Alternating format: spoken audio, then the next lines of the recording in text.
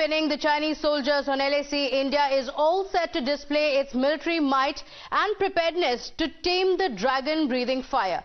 In a massive development, India is likely to test fire Agni-V intercontinental ballistic missile in Odisha. Airmen have been issued a notice for the next 2 days.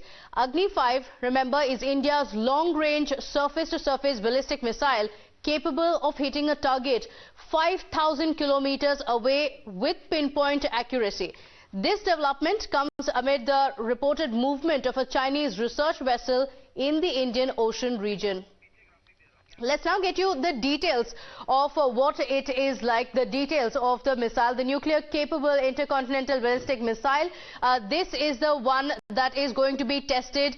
5,000 kilometer is the distance that it can travel. Very, very important messaging with the aggression of China coming in. So this has, of course, been developed by the DRDO. So, very, very crucial. And the range, like we mentioned, 5,000 to 5,500 kilometers. So it's extremely crucial that at this juncture, India is testing it out. Now, this, of course, enhances the nuclear deterrence against China as well. So that's going to be the biggest mission and also the biggest takeaway as it is test fired. So this is the inertial navigation system. Remember, this is going to be extremely crucial for the navigation. It's important, the kind of range that the missile has, the kind of messaging that's going to go out. This comes, of course, amid the aggression that has come in from the Chinese side as well. This is specially tailored for road mobility as well. Remember, we've been talking about backing up the forces. Yes, the forces have responded. It was a hand-to-hand combat. But for any kind of backing, this is going to be extremely crucial. This is going to give out a very, very strong message to China. So this is going to be watched out by our neighbor. So this is one of the biggest developments, and this is going to happen, remember, in the next 48 hours. So let's talk about the increased surveillance that India has in the area in view of the recent activities by the Chinese side. Air Force will carry out a pre-planned 2-day exercise in the northeast involving almost all the frontline fighter jets and the other military assets that are deployed in the region. So now let's get you the details of what's expected. Remember, it's going to be a big show of strength. Like we mentioned, this is going to be something that is going to be watched world over very, very keenly, of course, by China. So one of the biggest jets, remember, Rafale, the political controversy of it aside, the government had said it's extremely important to have the Rafale with us. And the Rafale jets are also going to be flying in the air. Apart from that, Su-30 MKI as well going to be a part of the Air Force showing its might. Yet again, talking about the messaging that goes out.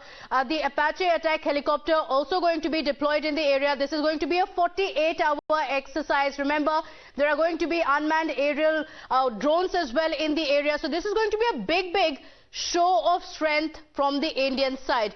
Yes, there had been an aggression from the Chinese side, but India wanting to inform China that we are ready for any attack. Senior Consulting Editor Srinjoy Chaudhary on the broadcast with us. Srinjoy, this is a very, very crucial exercise. India showing its might in the face of the unprovoked Chinese aggression. Yes, undoubtedly, this of course has been bad, but nevertheless, India has now all 36 Rafales. There are Sukhois, there are Mirage 2000s. India has quite a lot of fighter planes, and they will be on display. There will also be night flying. So it's a message, it's a way of messaging, really, at this point particularly. As far as the Agni-V is concerned, well, Timestar was present when the first Agni-V was tested.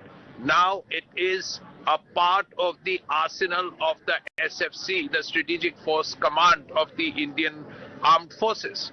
And it has a range, as you rightly said, from 5,500, and it can be pushed further back. It can go up to about 7,000. So that is a very, very big development. Now these tests happen usually after the monsoons, and they happen because the troops have to be ready for it. They have to know how it works. So once in a year or a while, you will have an Agni-V test or an Agni-4 test just to show and just to ensure that the troops, the officers, the men who are part of the SFC are familiar with the process of firing a missile. Naturally, the government has to issue a directive to the world saying that we are going to fire a missile, and so ships should not be in that area. That is the important point, and both decisions by the government are a clear message. Whether you had this on the 9th of December or not, it is still a clear message to China that look here, we mean business. Absolutely. So the fact that IAF is going to display its might is going to be extremely crucial, like you mentioned, Srinjoy. And, this is an exercise that's going to go on for the next 48 hours. So for 2 days, India putting up its might, making it clear that we are ready for any kind of aggression from your side. Very, very important, because what has happened, as the defense minister has confirmed, was that the aggression was pre-planned and from the Chinese side. So this exercise by the Indian Air Force is going to be very, very crucial. Watched world over, yes, but more importantly by China. Undoubtedly. Chinese also know that these Rafales have come, and they are very well aware of the ability of the Indian Air Force. Because geography also helps India, because you can't carry that high level of payload if you're in Tibet. That's where the Chinese airfields are, Gonka and so on. India has a bit of a geographical advantage. Besides that, of course, the IAF is trained, very capable, and we now have 36 Rafales, plus there is talk of more modern fighter aircraft in the near future. The Air Force has already spoken about this. The Air Force would ideally want perhaps 2 or 3 more squadrons of Rafales, or perhaps the F-35 from America, maybe the Gripen. These are the things that have been talked about. Of course, that decision is yet to be taken. But the Air Force remains a very potent force, and the Chinese will be able to see in the next 2 days how potent it actually is. All right, do stay on with us. We have PS Ahluwalia on the line with us. A very, very important development, because India is going to fire the Agni-V, which is India's longest range surface-to-surface ballistic missile.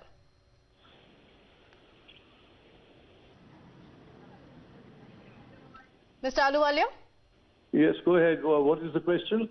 If you can talk to us about the significance of this exercise that is taking place. This is, of course, a massive development in the wake of the December 9 clashes that took place in Tawang. Please don't correlate the two, because these are regular exercises, routine exercises that we carry out, considering that we have the Eastern Front, we have the Western Front, we have the Himalayas. So on various geographical areas, we carry out these missions. In this case, this pertains to East Ladakh, to the regions here, Tawang, etc.